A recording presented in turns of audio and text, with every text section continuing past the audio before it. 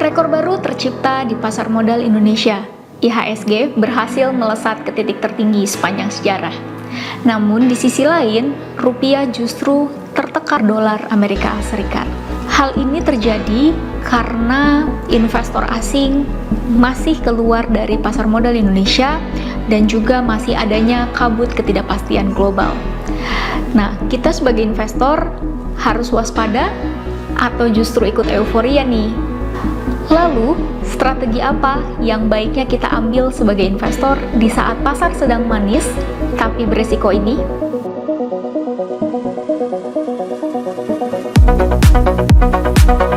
Pak Rudi, faktor apa saja yang menjadi penggerak sehingga IHSG ini bisa sampai ke rekor tertinggi, Pak? Ya, pada bulan September dan mungkin awal bulan Oktober, memang terjadi kenaikan harga saham yang cukup tinggi, terutama pada saham-saham yang mungkin kita kenal sebagai saham Konglo gitu ya. Jadi valuasinya sangat tinggi sekali sehingga sulit untuk dijustify dengan metode investasi biasa. Tapi karena sedang ada angin ya, apakah itu MSCI, apakah memang sekarang konsentrasi investor lokal ada di situ, terjadi kenaikan harga yang luar biasa. Nah, kebetulan saham-saham ini yang dulunya bobotnya kecil dibandingkan dengan IHSG, sekarang bobotnya sudah makin lama makin besar. Nah, hal ini menjadikan meskipun saham-saham perbankan sedang turun dan dijual asing, tapi kenaikan daripada harga-harga saham Konglo ini berhasil menahan, bahkan membuat IHSG mencapai rekor all time high. Nah Pak, kemudian belakangan ini kita tahu bahwa investor asing mengurangi kepemilikannya di obligasi, Pak. Namun yield obligasi kita justru menguat. Nah, mengapa bisa demikian ya, Pak? Memang saat ini sedang ada beberapa sentimen negatif di obligasi. Pertama dari Amerikanya, angka inflasi mereka di luar dugaan masih naik. Nah, dengan memaksakan suku bunga turun pada saat inflasi tinggi, mungkin tidak semua gubernur bank sentral di sana sepakat. Karena tujuan daripada suku bunga kan mengendalikan inflasi. Dengan inflasi yang sekarang saja, dengan suku bunga yang sekarang saja, inflasinya belum terkendali, apalagi kalau diturunkan. Nah, sehingga menyebabkan spekulasi, oh jangan-jangan penurunan suku bunga ini bisa tertunda. Nah, kemudian dari dalam negeri ada Menteri Keuangan yang baru yang mungkin stylenya berbeda sama Menteri Keuangan yang lama. Nah, perbedaan style tersebut mungkin saja menyebabkan beberapa asing masih WNC. Ya. Sentimen positifnya itu adalah penurunan suku bunga. Kalau di Amerika baru 1 kali, di Indonesia sampai dengan September sudah turun 3 kali. Nah, dengan teori bahwa suku bunga turun, harga obligasi naik, berarti kan harga obligasi pada periode ini mengalami kenaikan. Nah, dari awal tahun 2025 sampai dengan September atau awal Oktober, rata-rata reksadana pendapatan tetap year to date ya, itu mungkin mendapatkan antara 6-8%. Mungkin saja ada yang lebih tinggi, tapi rata-rata di kisaran 6-8%. Setengahnya dari kupon, setengahnya lagi dari capital gain. Nah, apabila ada investor asing yang menjual obligasinya untuk profit taking, saya kira itu sangat normal. Jadi walaupun mereka jual obligasi, tapi karena terjadi dalam situasi suku bunga yang menurun, tidak berarti kalau asing jual harganya anjlok. Justru berani dibeli oleh investor lokal atau investor lain yang melihat bahwa valuasi harga obligasi ini masih bisa meningkat lagi seperti itu. Nah, itu yang terjadi di pasar obligasi. Nah, kalau saran dari Pak Rudi nih, kan IHSG sudah all time high ya Pak, kemudian yield kita juga imbal hasilnya tuh sudah menurun gitu Pak.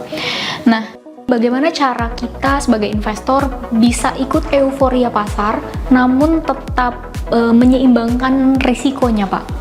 Nah, saat ini memang pilihan yang lebih bijaksana adalah diversifikasi.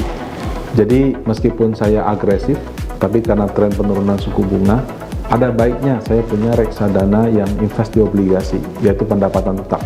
Karena penurunan suku bunga ini masih sangat mungkin berlanjut di 2026. Kemudian untuk saham, saat ini kenaikan harganya terpusat pada saham-saham Konglo. Sementara saham-sahamnya perbankan blue chip yang dimiliki oleh asing kelihatannya belum naik, bahkan masih dalam tren penurunan karena asing masih banyak mengurangi bobot di Indonesia. Nah, dalam pasar modal biasanya ada siklus. Ya, sometimes dia ke blue chip, sometimes dia ke second liner, sometimes dia ke third liner. Eventually rotasi ini akan terjadi. Nah, jadi kalau misalnya bagi investor, kalau misalkan reksadananya sedang underperform, kemungkinan dia membeli saham-saham yang blue chip sehingga performanya masih ketinggalan. Nah, tapi memang tidak ada tanggal yang pasti atau waktu yang pasti atau kondisi yang pasti rotasi ini akan balik lagi ke blue chip. Jadi untuk itu kita bisa melakukan pembelian secara bertahap, baik apakah itu di reksadana saham ataupun mungkin di reksadana campuran. Nah, ditambah lagi adalah kita juga perlu diversifikasi ke reksadana yang invest di luar Indonesia. Dalam hal ini kalau di Panin Asset ada namanya Panin Global Sharia Equity Fund. Jadi dia investnya di pasar modal Amerika. Nah, jadi untuk diversifikasi kita bisa lakukan dengan ada reksadana fixed income, ada reksadana saham atau campuran untuk bobot saham Indonesia. Kemudian ada lagi reksadana dolar yang investasi di luar pasar modal Indonesia. Kemudian Pak, di bulan Oktober ini Panin AM akan meluncurkan satu reksadana baru ya Pak, yaitu reksadana jenisnya pasar uang, denominasinya US dollar. Mungkin boleh dijelaskan lebih detail Pak terkait dengan produk baru yang akan launching ini Pak. Baik, produk ini ditargetkan launching di tanggal cantik yaitu 10 Oktober 10.10. Nah, minimum pembelian $1.000, kemudian menggunakan bank kastodian BCA. Nah, penggunaan bank kastodian ini menurut kami salah satu poin penting. Kenapa? Karena kami sebelumnya punya dua produk dolar, Global Syariah sama USD campuran, tapi kastodiannya itu di Deutsche Bank. Nah, Deutsche Bank ini mungkin mereka bisa punya layanan syariah, kalau di BCA enggak sama. Jadi waktu itu yang Global Syariah kami tempatkan di bank asing. Nah, tapi karena ditempatkan di bank asing, ketika nasabah melakukan redemption, itu dilakukan transfer antar bank. Jadi dia transfer dari Deutsche Bank ke rekening penerima nasabah, bisa bank Panin, bank BCA, itu Tancap, HSBC dan sebagainya. Nah, karena transfer dolar itu sangat mahal, apalagi kan beda bank gitu ya. Nah, itu menyebabkan mungkin nasabahnya untung di produknya, tapi kena di biaya transfernya dengan sekali. Nah, jadi dengan menggunakan kastodian BCA, ketika nasabah subscribe, sesama BCA transfernya bebas. Kalau nanti di redemption juga dari BCA ke rekening tabungan nasabah, ya kalau sesama BCA kita, maka dia transfernya itu free. Nah, itu keunggulan dari sisi pemilihan bank kastodian. Nah, kemudian produk ini juga memudahkan bagi nasabah yang mau konversi dolar. Jadi nasabah bisa konversi sendiri, bisa juga dia masuk ke Dana Liquid, kemudian dia melakukan konversi ke Dana Liquid US dollar.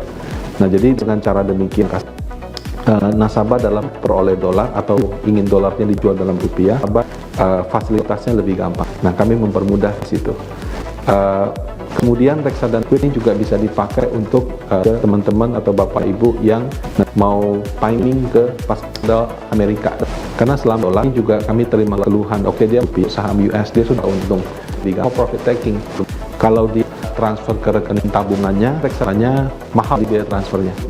Tapi kalau dia nggak ambil, dia agak merasa khawatir, naik tinggi, nanti kalau crash bagaimana?